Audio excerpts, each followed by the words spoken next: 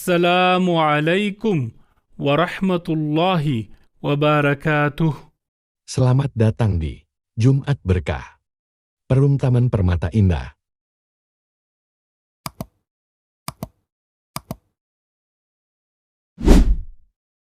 Sedekah ya sedekah, biar hartamu berkah. Allah Maha Pemurah, pasti akan ditambah.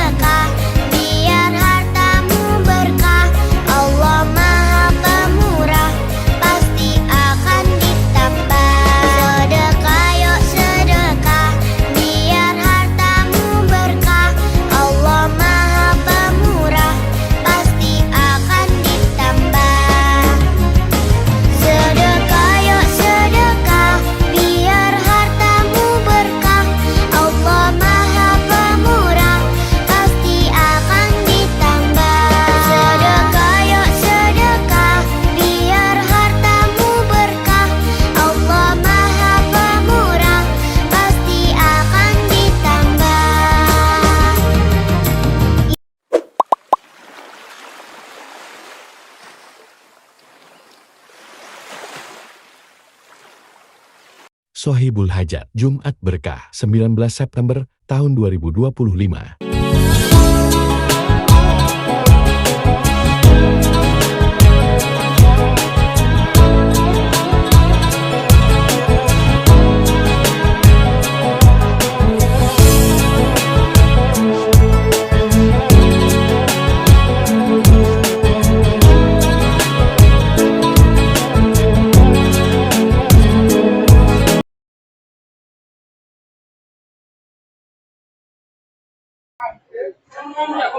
Assalamualaikum warahmatullahi wabarakatuh. Alhamdulillah.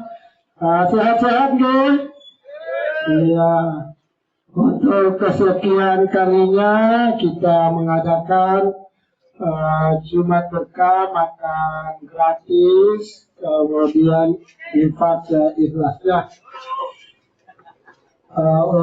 Sebelum memulai ini ada sedikit seremoni.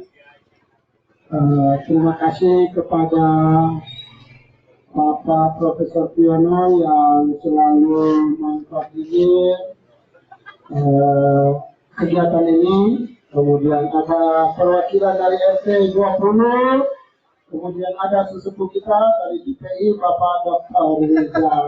Ya, mudah-mudahan acara ini tetap berlanjut ya. Donaturnya diberikan rezeki yang melimpah, keluarga yang bahagia, anaknya tumbuh sehat, cerdas.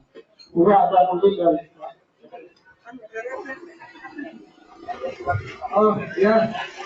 Bismillahirrahmanirrahim. Assalamualaikum warahmatullahi wabarakatuh. Yang hormati para donatur, Profi yang sebagai koordinator utama, Pak Argoman dan teman-teman ya. Tidak tersebutkan satu-satu Rupanya. Nanti sampai sore tidak selesai. Karena banyak. Iya. Oke, Bapak Ibu ya, terima kasih atas kerawaannya. Semoga apa yang kita lakukan hari ini semoga keberkahan untuk kita semuanya. Ya. Kesehatan, keberkahan yang kita bisa nikmati dan dunia ini maupun di akhirat nanti. Amin. Ya Rabbal Alamin. Terima kasih, ini kebetulan memberikan laporan saja ya. Ternyata alhamdulillah pada pagi hari ini kita ekstrayen ini, yaitu soft system huruf mini lah ya. Huruf tapi mini. Dari kecil, huruf tapi kecil. Alhamdulillah atas partisipasi kita semuanya, kita memenuhi repertarus Jumat Berkah beberapa rakyat RT 20 RW 03 ini. Semoga membawa keberkahan untuk kita semuanya. Terima kasih untuk semuanya. Semoga amal ibadah kita semuanya khususnya para donatur sehat walafiat, sukses di dunia maupun di akhirat nanti. Itu bisa kami sampaikan. Kurang lebih mohon maaf. Assalamualaikum warahmatullahi wabarakatuh. Ya, ini karena acara makan, kita jangan lupa berdoa. Allahumma barik lana fima razaqtana wa qina adzabannar. Sekian, Assalamualaikum warahmatullahi wabarakatuh. Monggo. Video pembelajaran. Alam dunia yang mulai pudar. Detik-detik terakhir di dunia. Ada satu momen yang akan datang kepada setiap manusia, tanpa kecuali. Detik-detik di mana dunia yang selama ini nyata, mulai terasa asing. Suara orang-orang di sekitar masih terdengar, tapi semakin jauh. Wajah-wajah yang familiar, perlahan memudar. Sentuhan tangan keluarga yang menggenggam erat terasa semakin lemah. Saat itu, tubuh mungkin masih di dunia, tapi hati dan kesadaran mulai melangkah ke alam yang lain. Antara dunia yang akan ditinggalkan dan akhirat yang mulai terlihat. Ada yang mengalami saat ini dengan tenang, ada juga yang diliputi ketakutan luar biasa. Bagi sebagian orang, ini adalah saat di mana penglihatan berubah. Mata mereka seolah melihat sesuatu yang tidak bisa dijelaskan. Ada yang tersenyum, seakan menyaksikan sesuatu yang indah. Ada yang mendadak gemetar, bahkan menatap kosong dengan ketakutan. Mereka melihat sesuatu yang tak bisa dilihat oleh mata biasa. Malaikat yang datang menjemput. Tempat peristirahatan yang menunggu mereka. Atau bahkan, azab yang sudah siap menyambutnya. Tubuh semakin melemah. Napas tersengal, seakan ada sesuatu yang berat menekan dada. Tangan yang tadinya bisa menggenggam, kini mulai kehilangan tenaga. Tapi anehnya, hati masih merasakan. Kesadaran masih ada. Mereka yang sedang sakratul maut masih bisa mendengar suara di sekelilingnya, masih bisa merasakan sentuhan orang-orang yang mereka cintai. Itulah sebabnya Rasulullah Shallallahu Alaihi Wasallam mengajarkan, bimbinglah mereka dengan lembut untuk mengucapkan La ilaha illallah. Itu adalah kata-kata terakhir yang bisa menyelamatkan mereka di kehidupan berikutnya. Di saat ini, keringat dingin mulai membasahi dahi. Dalam beberapa riwayat, ini adalah tanda kematian yang baik. Wajah yang bercahaya, ekspresi yang damai, seakan meninggalkan dunia dengan penuh ketenangan. Tapi ada juga yang merasakan sakratul maut yang menyakitkan, seperti yang disebutkan dalam hadis bahwa kematian lebih menyakitkan dari 1000 tebasan pedang. Ada yang merintih, ada yang menahan sakit yang luar biasa, seakan tubuh mereka terpisah dengan cara yang begitu menyakitkan. Dan disinilah, sesuatu yang tak bisa dihindari akhirnya terjadi. Malaikat maut sudah berada di hadapan mereka. Bagi yang beriman, malaikat itu datang dengan wajah berseri, membawa kabar gembira. Tapi bagi yang penuh dosa, malaikat itu hadir dengan rupa yang mengerikan, membawa ancaman. Roh mulai tertarik keluar dari tubuh. Dunia semakin jauh. Tak ada lagi suara, tak ada lagi gerakan. Hanya satu yang tersisa, yaitu kehidupan yang baru saja dimulai. Malaikat datang menjemput, sambutan yang berbeda untuk setiap jiwa. Di detik-detik terakhir, manusia mungkin masih bisa melihat keluarganya yang menangis, memegang tangannya, membisikkan doa di telinganya. Tapi di sisi lain, ada tamu yang tak kasat mata, malaikat maut dan pasukannya telah datang. Namun, bukan sembarang tamu, dan bukan sekadar datang untuk menyapa. Mereka datang dengan dua wajah yang berbeda, sesuai dengan bagaimana seseorang menjalani hidupnya di dunia. Bagi yang beriman, sambutan yang menenangkan. Bagi orang yang hidupnya dipenuhi dengan amal baik, malaikat akan datang dengan wajah yang berseri-seri, bercahaya seperti matahari terbit di pagi hari. Mereka membawa kabar gembira. Wahai jiwa yang tenang, keluarlah menuju rahmat Allah dan surganya yang penuh kenikmatan. Di saat yang lain menangis karena perpisahan, ia justru tersenyum, tenang, dan seolah melihat sesuatu yang indah. Seperti seorang musafir yang telah lama berkelana, akhirnya tiba di rumah yang damai. Roh mereka pun keluar dengan lembut, seperti air yang mengalir dari mulut kendi. Tidak ada siksaan, tidak ada kesakitan yang luar biasa, hanya perasaan ringan, seperti terbebas dari tubuh yang selama ini membebaninya. Begitulah kematian bagi mereka yang hidupnya dipenuhi kebaikan, damai, menenangkan, sebuah awal dari perjalanan yang lebih indah. Bagi yang penuh dosa, sambutan yang menggetarkan. Namun bagi mereka yang hidupnya dihabiskan dalam kemaksiatan, pemandangannya jauh berbeda. Malaikat yang datang bukanlah sosok bersinar penuh kedamaian, tapi makhluk mengerikan dengan rupa yang menakutkan. Wajahnya hitam, tatapannya penuh amarah, dan suaranya menggelegar seperti petir. Tidak ada ucapan selamat datang, tidak ada senyuman. Yang ada hanyalah ancaman.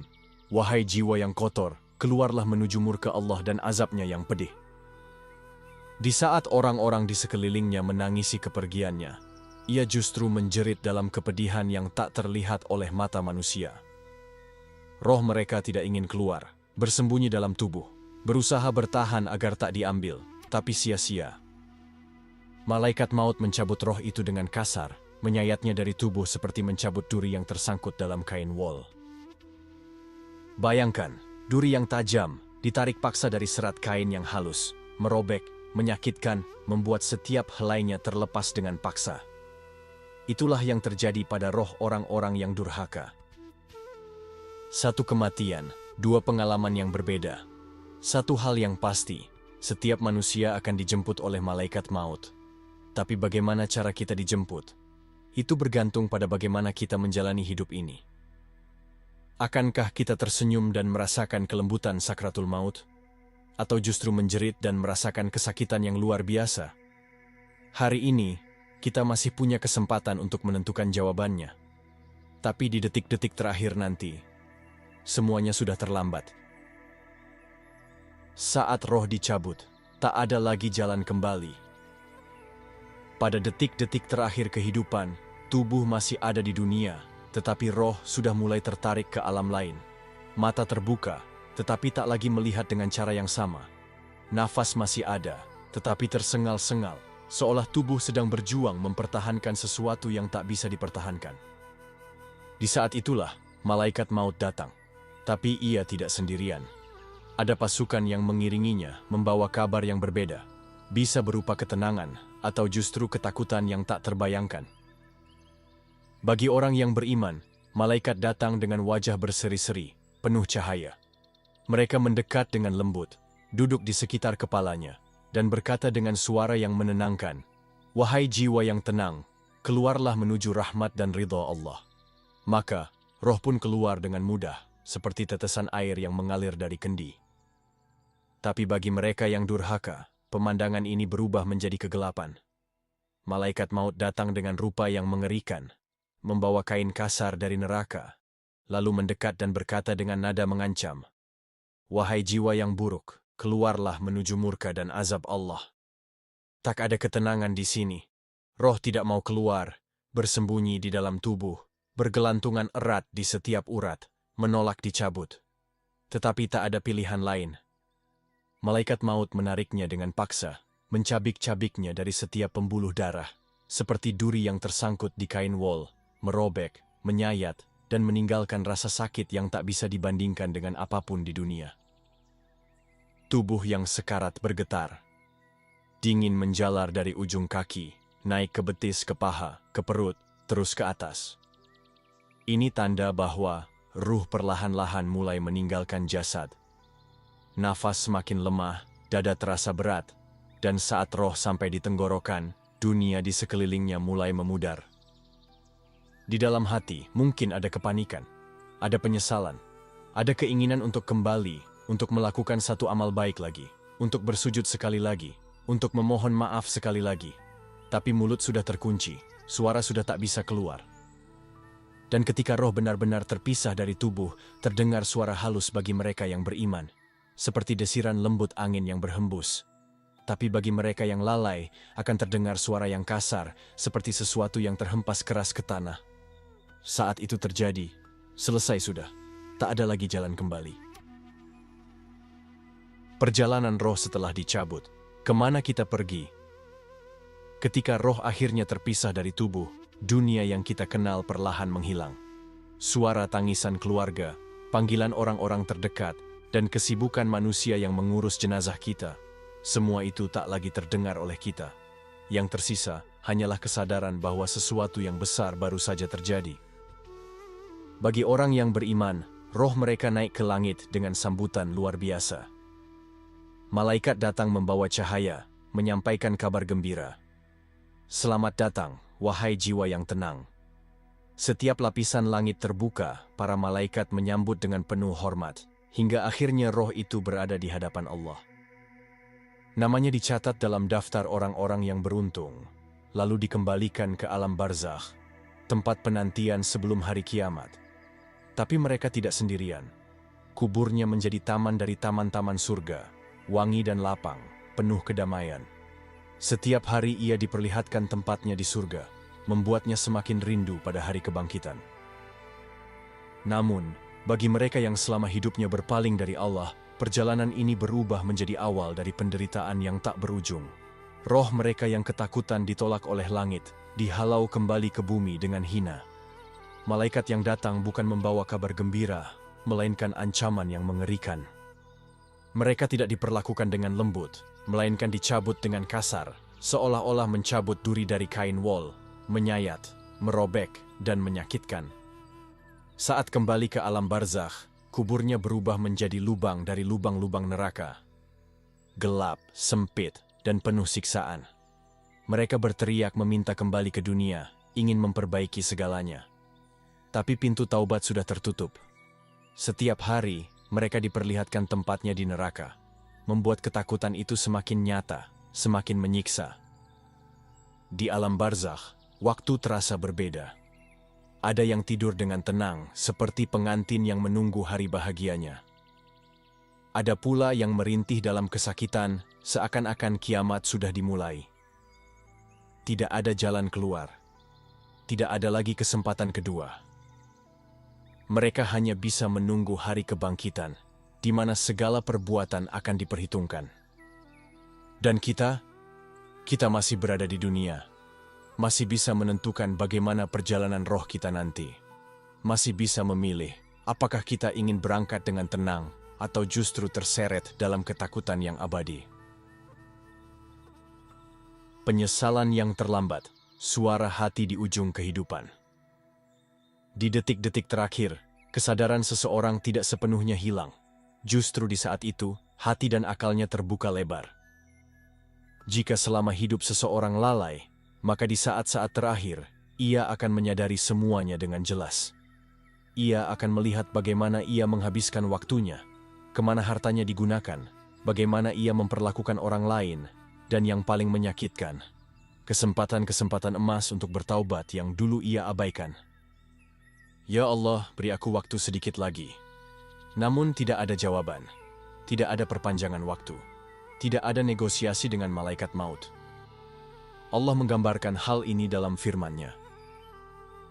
Hingga apabila kematian datang kepada seseorang dari mereka, dia berkata, "Ya Tuhanku, kembalikanlah aku ke dunia, agar aku dapat beramal saleh terhadap yang telah aku tinggalkan."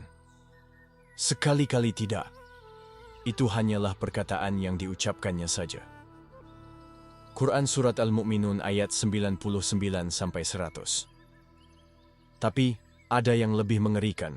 Bagi orang yang selama ini lalai dari Allah, rasa takutnya bukan hanya karena nyawanya diambil, tetapi karena ia mulai melihat sesuatu yang sebelumnya tersembunyi. Ia melihat malaikat maut dalam rupa yang mengerikan. Ia melihat tempat kembalinya yang penuh siksa. Ia merasakan kegelapan yang tidak pernah ia bayangkan sebelumnya. Panik, gemetar, ingin berteriak. Tapi semua sudah terlambat. Sementara bagi orang yang selama hidupnya berusaha dekat dengan Allah Subhanahu wa Ta'ala, detik-detik ini adalah saat yang dinantikan. Wajahnya tenang, hatinya damai, dan malaikat menyambutnya dengan kabar gembira. Janganlah kamu takut dan janganlah kamu bersedih, dan bergembiralah dengan surga yang telah dijanjikan kepadamu. Quran Surat Fussilat ayat 30. Lalu bagaimana dengan kita? Apakah kita ingin merasakan kepanikan yang luar biasa di detik terakhir kehidupan? Ataukah kita ingin menyambut kematian dengan hati yang tenang, karena tahu bahwa kita telah menyiapkan bekal yang cukup? Jangan tunggu sampai sakratul maut datang, karena saat itu tidak ada lagi kesempatan kedua. Sahabat Islamic Reminder yang dirahmati Allah, setiap tarikan napas adalah langkah menuju akhir. Pertanyaannya, bagaimana kita ingin mengakhiri perjalanan ini? Apakah kita ingin menutup mata dengan tenang, tersenyum karena telah menyiapkan bekal yang cukup? Ataukah kita akan menghadapi sakratul maut dengan ketakutan, menyesali semua waktu yang terbuang sia-sia? Kematian tidak menunggu kita siap. Tidak peduli seberapa sibuknya kita, seberapa banyak urusan dunia yang belum selesai, saat waktunya tiba, tidak ada negosiasi. Jadi jangan hanya sekadar takut mati, tapi siapkan diri untuk menghadapi kematian dengan sebaik-baiknya. Jika hari ini adalah hari terakhir kita di dunia, sudah siapkah kita? Semoga Allah memberikan kita husnul khatimah, mengampuni dosa-dosa kita, dan menjemput kita dalam keadaan iman yang teguh. Amin ya Rabbal Alamin. Wassalamualaikum warahmatullahi wabarakatuh. Video pembelajaran.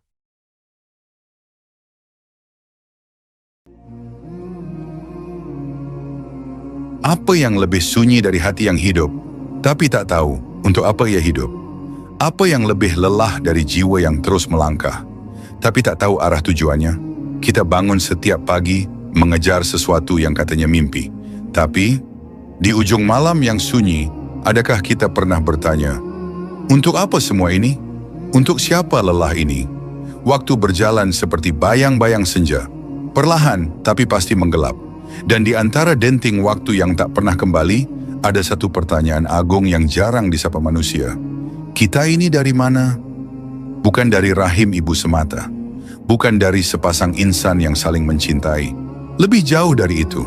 Lebih tinggi, kita dari Allah. Dari titah keabadian, dari ciptaan yang tak sia-sia. Al-Quran membisikkan dengan lembut namun penuh keyakinan.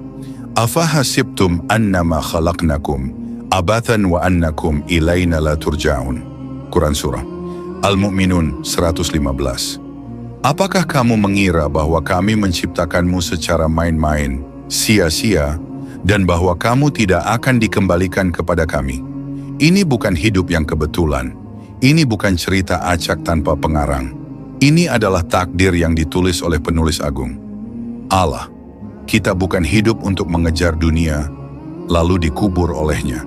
Kita hidup karena dititipkan tugas, amanah, misi suci, dan tujuan itu bukan sekadar bahagia, tapi menjadi sebab bahagia orang lain.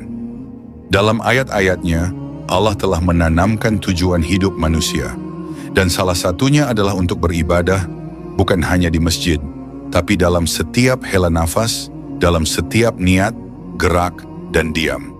Allah berfirman dalam Al-Quran, وَمَا خَلَقْتُ الْجِنَّ وَالْإِنسَ إِلَّا لِيَعْبُدُونَ. Quran Surah Az-Zariyat 56. Dan aku tidak menciptakan jin dan manusia, melainkan supaya mereka beribadah kepadaku. Ibadah bukan cuma salat. Ibadah adalah memilih berkata jujur saat mudah berbohong. Ibadah adalah bersabar saat hati ingin marah. Ibadah adalah diamnya seorang istri yang tidak membalas dan tangisnya seorang ayah yang memendam demi nafkah halal. Rasulullah pun bersabda, Sesungguhnya dunia ini adalah tempat persinggahan, bukan tempat tinggal abadi. Beramallah seolah engkau akan mati esok hari. Hadis riwayat Ibnu Majah. Kita dicipta untuk mengenalnya, mengabdi padanya, dan menjadikan hidup ini jembatan menuju keabadian yang sejati. Namun kita ini pelupa, seringkali sibuk dengan dunia, hingga lupa siapa yang memberi dunia itu. Kita kejar jabatan, tapi lupa bahwa kelak tanah pun tak menanyakan jabatan. Kita kejar pujian, padahal yang kita butuhkan adalah ampunan. Namun meski sering lupa, Allah tak pernah lupa. Meski kita lalai, Dia tak pernah alpa. Dia tetap menyambut siapapun yang ingin kembali. Inilah awal perjalanan kita. Sebuah jalan panjang untuk mengenali 5 tujuan hidup yang ditanamkan Al-Quran. Bukan agar kita takut, tapi agar kita tahu untuk apa kita hidup. Agar kita berhenti tersesat dalam dunia dan mulai melangkah menuju cahaya. Pernahkah kau merasa ada suara di dalam jiwamu yang terus memanggilmu untuk berbuat baik, meski dunia berkata, untuk apa? Ada getaran halus dalam hati yang menangis saat melihat ketidakadilan. Ada luka yang terasa di dada saat saudara kita disakiti oleh tangan-tangan tamak. Itu bukan sekadar empati, itu adalah fitrah, itu adalah panggilan jiwa khalifah. Ketika Allah menciptakan manusia, Dia tak hanya menciptakan tubuh dari tanah, tapi juga meniupkan ruh misi yang menjadikan kita berbeda dari segala ciptaan lain.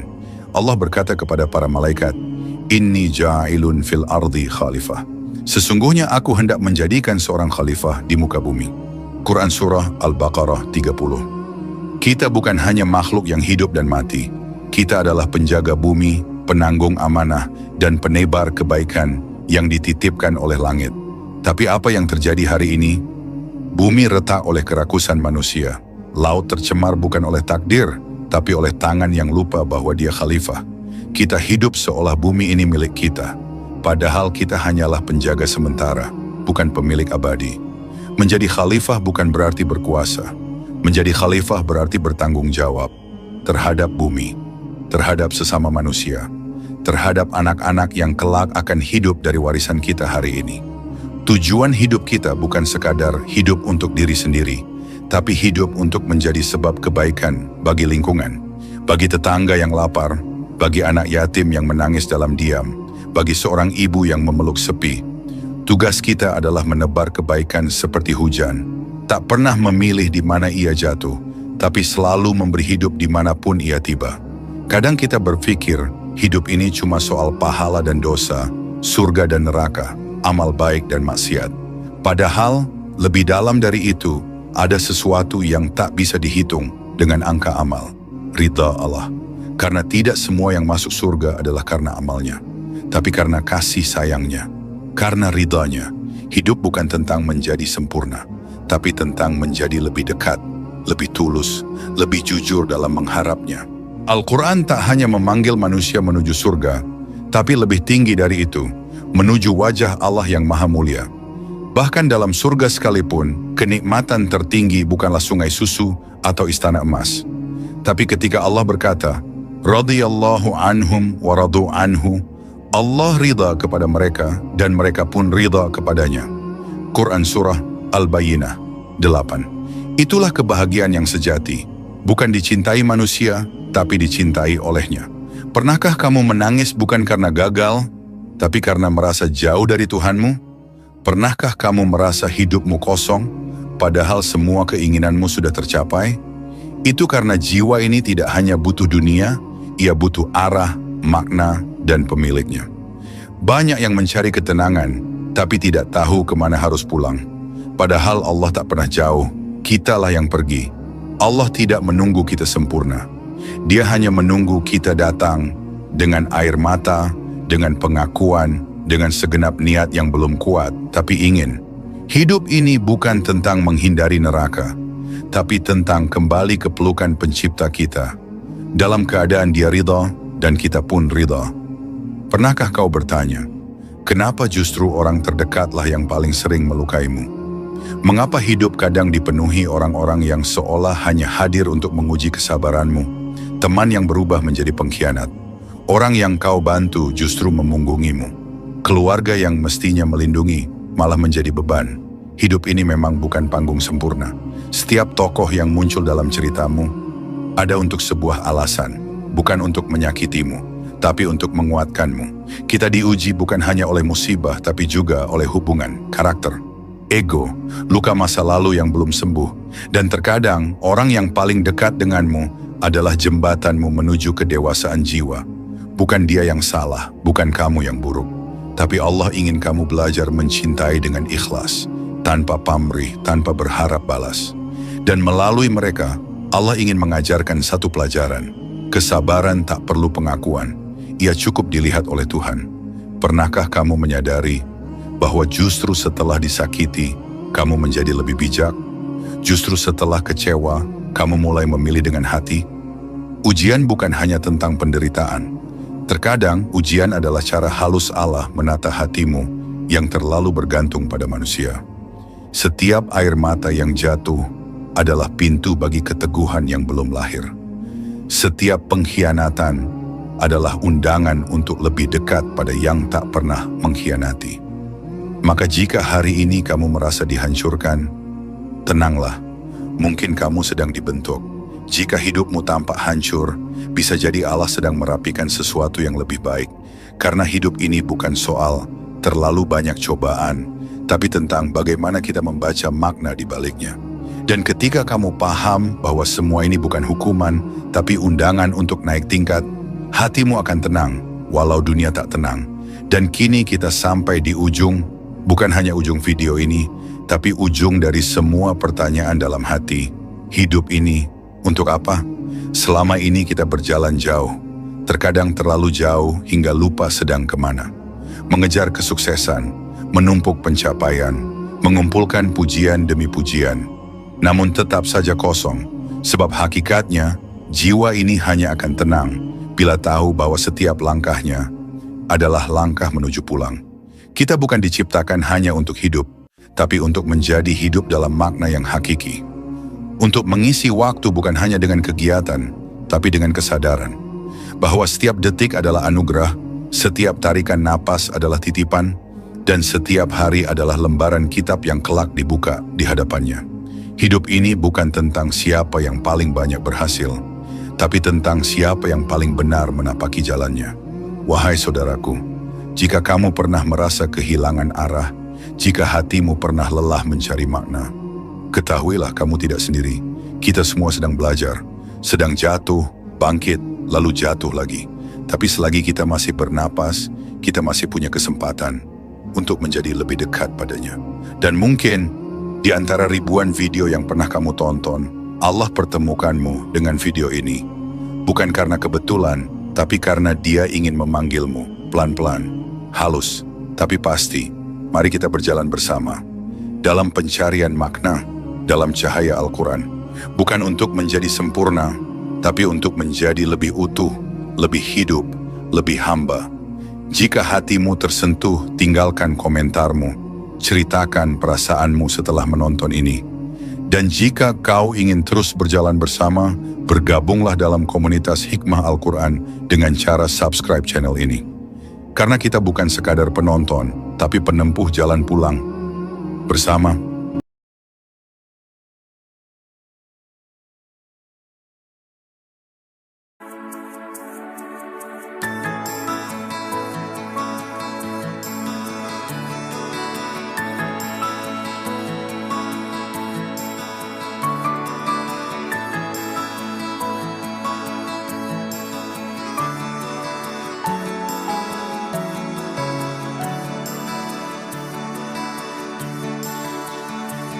Alangkah indah orang bersedekah, dekat dengan Allah, dekat dengan surga.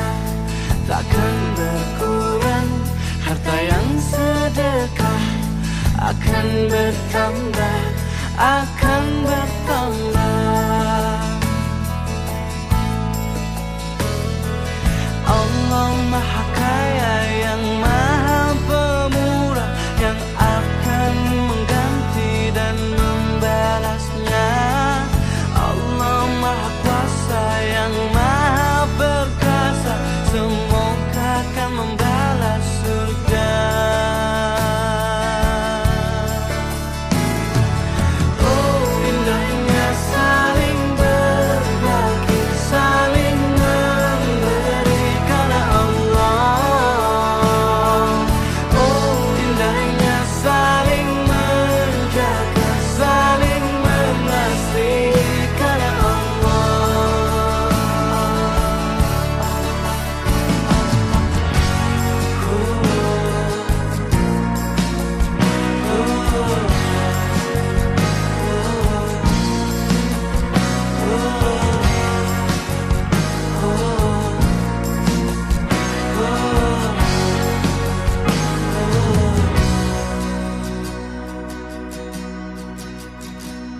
Alangkah indah orang bersedekah, dekat dengan Allah, dekat dengan surga.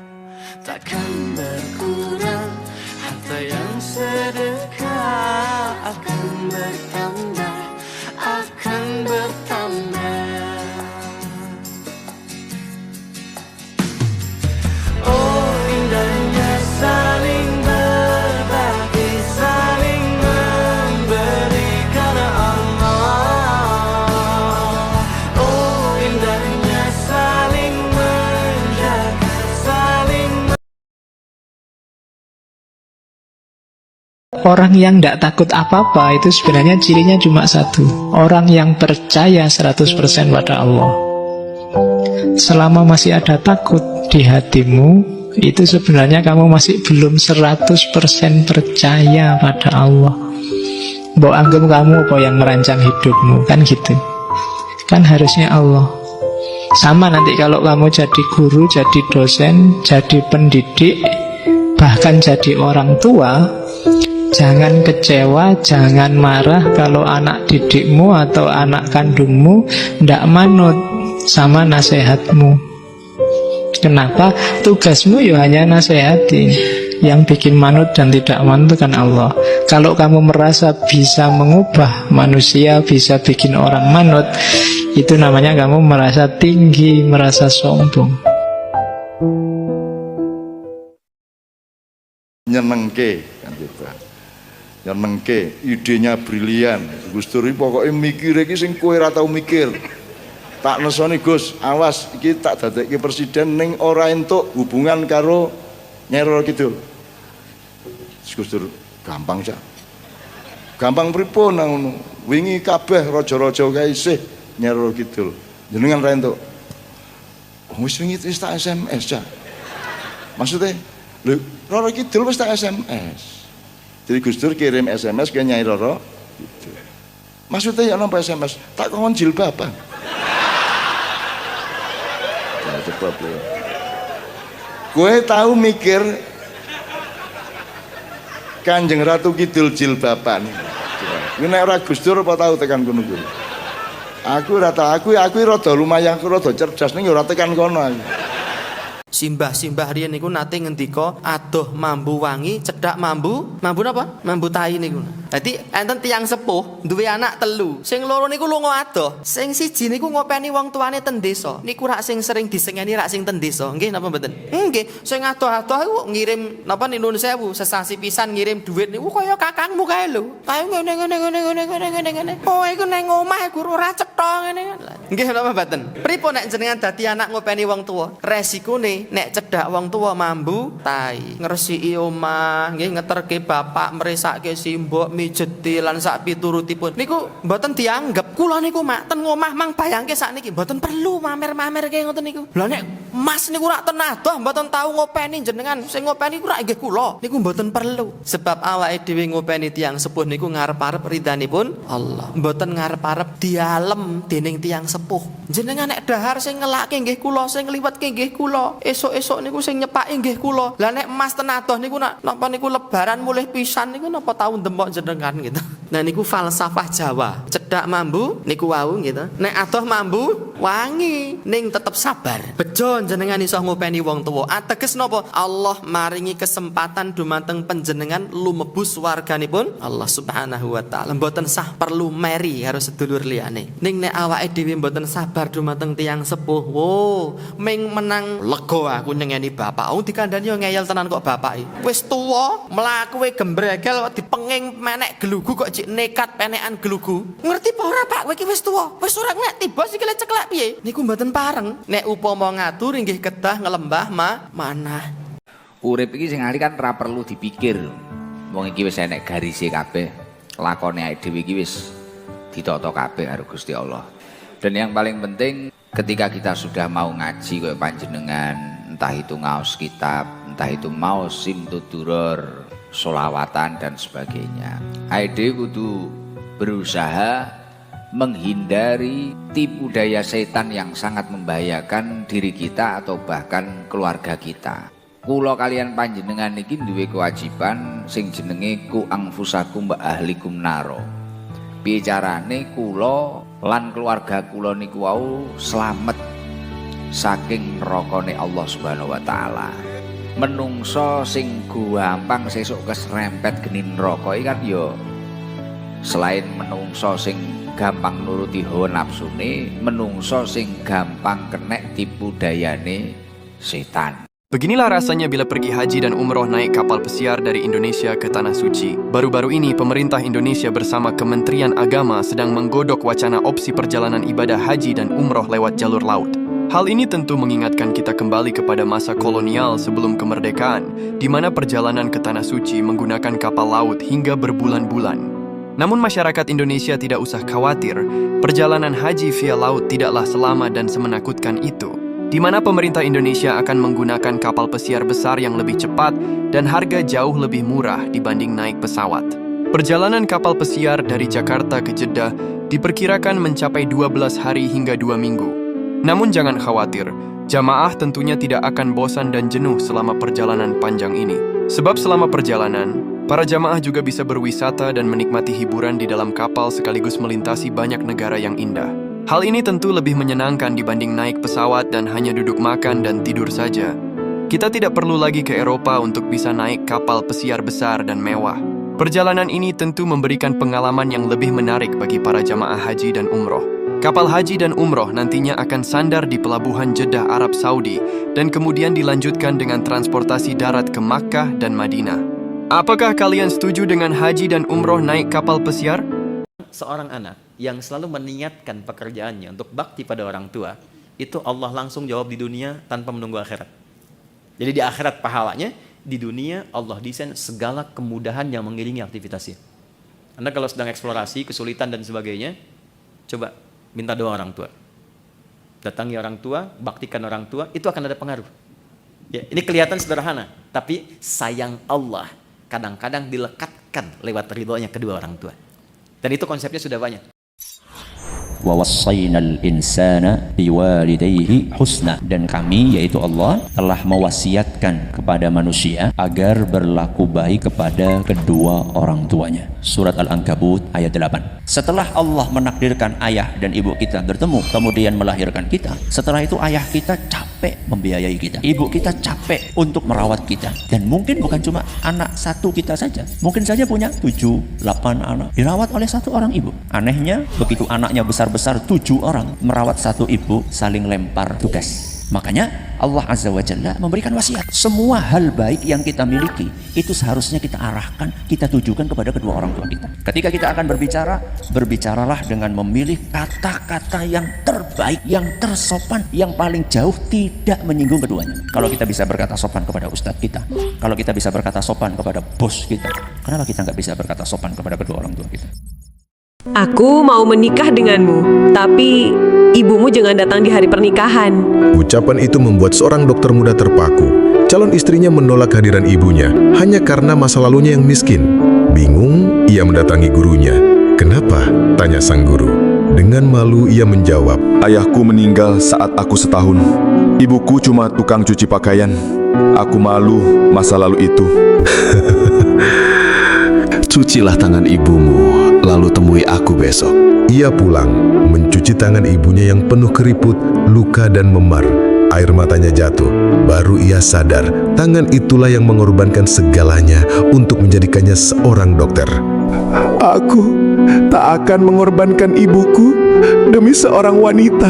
Ibumu mungkin hina, tapi tanpa dia, kamu pun tak akan pernah ada di dunia. Seorang satpam menyapa seorang wanita muda dengan ceria, "Selamat pagi." Wanita muda itu, yang sebenarnya adalah pemilik perusahaan, mulai membalas, "Selamat pagi," tetapi tiba-tiba berhenti dan berkata, "Guru, apakah itu Anda?" Ia kemudian membungkuk untuk menyentuh kaki satpam itu sebagai tanda hormat yang mendalam. Satpam itu terkejut, bertanya, "Mengapa kamu menyentuh kakiku?" Seorang karyawan yang berada di dekatnya mengejek, "Kenapa kamu menyentuh kaki seorang satpam biasa?" Wanita muda itu dengan tenang menjawab, "Biar aku jelaskan." Ia menoleh kepada satpam itu dan bertanya, "Apakah Anda tidak mengenali saya?" Satpam itu itu menjawab, "Tidak, maaf, saya tidak mengenali Anda." Wanita muda itu berkata, "Saya Helen, murid Anda dulu." Satpam itu terkejut dan berkata, "Maafkan saya, Bu, saya benar-benar tidak mengenali Anda." Karyawan itu kini bingung, berkata, "Tunggu, dia bilang tidak mengenalmu, tapi kamu bilang kamu muridnya. Apa yang sedang terjadi?" Helen berbicara dengan tegas. "Pertama-tama berhenti memanggilnya Satpam. Dia adalah guru saya, dan bukan hanya itu, saya adalah murid favoritnya, bukan? Dia mengajar saya secara gratis ketika saya tidak mampu membayar biaya sekolah." Mata Satpam itu berbinar mengingat. "Sekarang saya ingat, saya sangat bangga melihatmu menjadi wanita yang sukses." Helen menjawab dengan sedih, "Tapi saya sedih melihat Anda dalam kondisi seperti ini." "Apa yang terjadi, Bu Guru?" Guru itu menjelaskan, "Suami saya didiagnosis menderita kanker. Saya harus berhenti mengajar untuk merawatnya. Saya menghabiskan semua tabungan kami dan harus menjual lembaga pendidikan saya. Meskipun saya sudah berusaha keras, saya tetap kehilangannya. Sekarang saya punya 2 anak perempuan yang sudah dewasa, tetapi saya tidak punya uang untuk pendidikan atau pernikahan mereka. Walaupun saya berpendidikan, saya tidak bisa mendapatkan pekerjaan yang lebih baik. Saya menerima pekerjaan sebagai satpam ini untuk memberi makan keluarga saya. Jika saya berhenti sekarang, anak-anak saya akan kelaparan." Helen menahan air mata berkata, "Anda melalui semua ini dan tidak memberitahu saya." Satpam itu menjawab, "Beta, sayang, saya tidak punya cara untuk menghubungimu." Lalu mulai menangis. Helen menghiburnya, "Hati saya hancur mengetahui bahwa suami Anda telah meninggal. Tapi sekarang Anda tidak perlu khawatir lagi. Saya di sini untuk Anda. Perusahaan tempat Anda bekerja sebagai satpam ini, sayalah pemiliknya. Jika Anda tidak mengajar saya waktu itu, saya tidak akan berada di posisi saya sekarang." Satpam itu diliputi rasa bahagia, berkata, "Saya tidak percaya murid saya memiliki perusahaan besar ini. Saya sangat bangga, tapi sekarang saya akan bekerja di bawah Anda." Helen berkata dengan lembut, "Mulai hari ini Anda tidak perlu lagi bekerja sebagai satpam." Satpam itu panik dan memohon, "Tolong jangan pecat saya. Anda tahu keadaan saya." Helen tersenyum dan berkata, "Saya tidak akan memecat Anda. Saya akan mengubah posisi Anda. Mulai sekarang Anda akan menjadi manajer kami. Saya tahu kemampuan manajemen Anda. Saya sudah melihatnya sejak saya kecil. Saya akan sangat senang jika Anda mau menerimanya." Satpam itu terkejut dan terharu bertanya, "Apakah benar Anda menawarkan saya posisi manajer?" Seorang karyawan menyela, "Tidak, Bu, saya rasa ini tidak benar. Dia dulu menyapa kami, dan sekarang kami yang harus menyapanya. Rasanya tidak enak. Tolong jadikan dia supervisor saja." Helen menegurnya, "Ini perusahaan saya, dan saya yang memutuskan siapa yang memegang posisi apa." Karyawan itu segera meminta maaf. "Maaf, Bu." Satpam itu dengan mata berkaca-kaca berterima kasih tulus kepada Helen. Helen menjawab, "Tidak perlu berterima kasih kepada saya. Anda benar-benar layak mendapatkan pekerjaan ini." Helen mengundangnya masuk, dan mereka bertiga berjalan bersama menuju ke dalam perusahaan.